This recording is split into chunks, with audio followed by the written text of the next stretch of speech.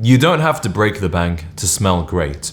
And while fragrances by Tom Ford and Maison Francis Kurkdjian are very popular, I think it's unnecessary and honestly unwise for most people to spend that much money on a bottle of cologne. So in today's video, I'm going to share with you 5 classic men's fragrances that all cost less than $20 for a 100ml bottle. My aim here is to give you an arsenal of affordable colognes so you never have to be without a great fragrance. We're going to start off with Nautica Voyage, or Voyage if you're pretentious like me. This one came out in 2006 and it is the newest of the fragrances we'll take a look at.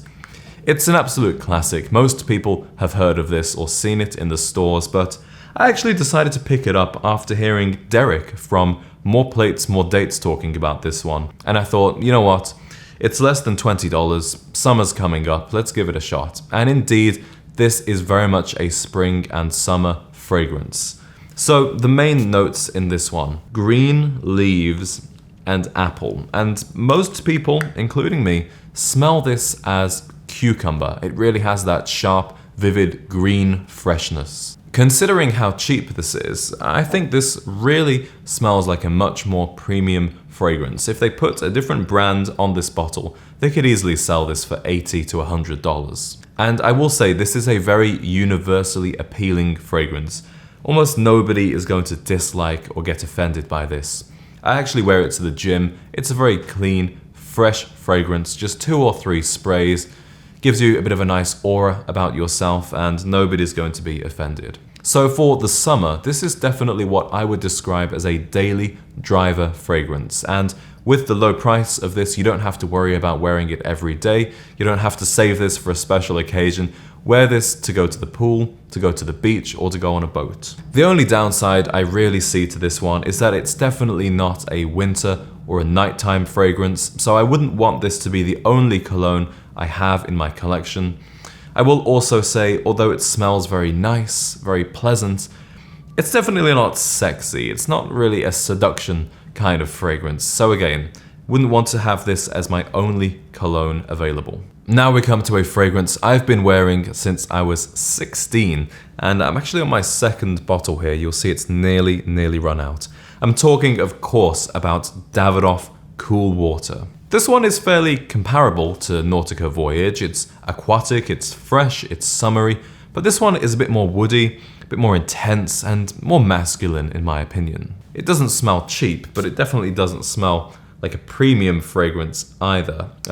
Also not a winter fragrance, but definitely more versatile than Nautica Voyage. If you can only get one fragrance to wear all the time, this would be a pretty good choice. Cool Water came out in 1988, but it definitely doesn't smell dated. It doesn't smell like an old man cologne, which I will have to say that about some of the ones coming up.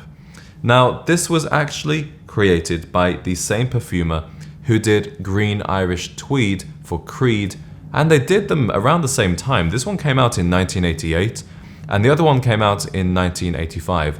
Some people consider this to be a dupe for Green Irish Tweed. Personally, I really don't smell that though.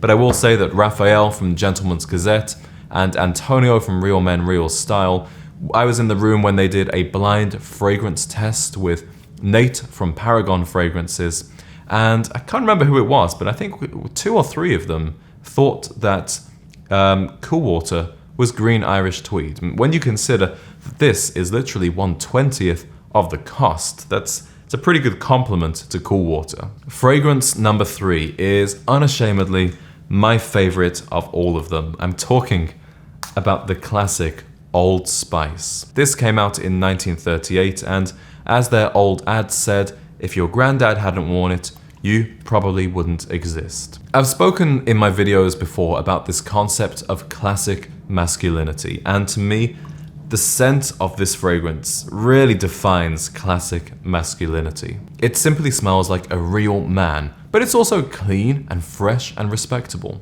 It has powdery notes, vanilla, and spices. When I close my eyes and smell this one, I imagine a man wearing high-waisted pants, polo shirt, freshly shaven, hair slicked back, and he's just heading out to his 1959 Cadillac to go to church. I honestly wear this one almost every day. I probably reach for this more than any other fragrance in my collection. Yeah, it smells a little cheap, it's a little soapy and barbershoppy, but I think day to day that's fine. The only time I really wouldn't wear this is for a more special occasion, somewhere I'm going a little more upscale, I'm dressing to impress. I probably wouldn't feel right wearing such a cheap cologne to an occasion like this, but day to day, I love wearing this. It's so cheap that you can apply it very liberally, which is good because it doesn't have the greatest projection, but those who do smell it will love it. And yeah, it smells a little bit old man, but honestly, I think that's part of the appeal, and every woman I've worn this with has really liked it. I've got women's opinions on this. Young women say, does this smell a little old man to you? And they say that it smells great. So yeah, it does smell a tiny bit like something your granddad would have worn, but I think sometimes that's part of the reason they like it. The next fragrance on my list is Aramis. Now this one came out in 1966, and in my opinion, this does smell a lot more old man than Old Spice. Again, it's very classically masculine, it's bold, it's unapologetically manly, it's kind of aggressive smelling, honestly, and I think that's what many men and women enjoy about it. There is a problem I have with this one though, which is why I've never worn this one outside, and I still don't really like it. Personally, I smell this note in there that reminds me of a urinal cake. You know, those little things they put at the bottom of the urinal? So it kind of smells like piss, to be fully honest. I've noticed that most people don't feel that way. Many men, many women really enjoy this one, but I was trying to research what it is about this that I don't like, and I noticed other people saying online that it reminds them of a urinal cake. So be cautioned about this one. However, it's much more of an autumn and winter fragrance, unlike some of the others we looked at. So if you are looking for an affordable fragrance to wear as the months turn cooler, then I think for less than $20, it's worth taking a gamble on this one. I imagine that for a lot of people, this is going to be a bit of a love or hate thing, and if you're a young guy and you have a girlfriend, you might buy this and she'll say, God, what is that? Wash that off, you smell like my grandpa. Or she might jump on top of you. This final fragrance is an undisputed classic. However, I actually came across this one for the first time reading an Esquire article about classic colognes from different decades, and this one, for many people, defines the 1980s. This is Drakkar Noir by Guy Laroche. Now, the reason I decided to pick this up is because the journalist for Esquire described this one as like Gordon Gekko's power suit, a kind of fuck you, aggressive, masculine cologne. And at first, I really didn't like this one actually. To me, it just smelled sleazy, kind of nasty. But over time, I've come to appreciate the many different notes in this fragrance, especially the citrus notes, and I'm actually really enjoying it. Yes, it smells a little dated, but it will definitely still appeal to a woman who enjoys a more classically masculine man. And what I like about this one is that pretty much no guy wears this. Definitely no young guy wears this. You can say the same for most of these fragrances apart from Voyage. So what you have really is a very mysterious signature scent that's actually incredibly affordable. For the price tag, definitely worth trying out, but I do caution you, be wary of the environment that you wear this one in.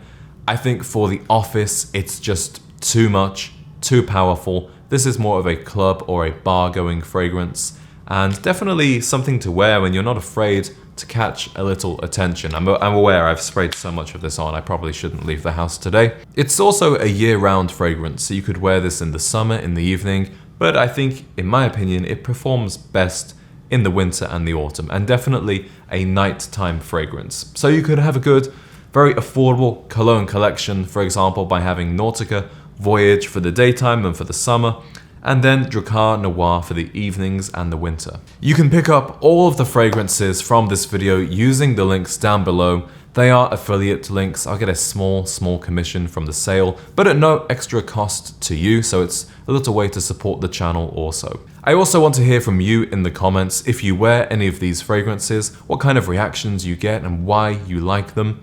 Or maybe you have a different, affordable fragrance that you would like to share with us in the comments. Just a little housekeeping, this is the last video I'm filming before I head off to London.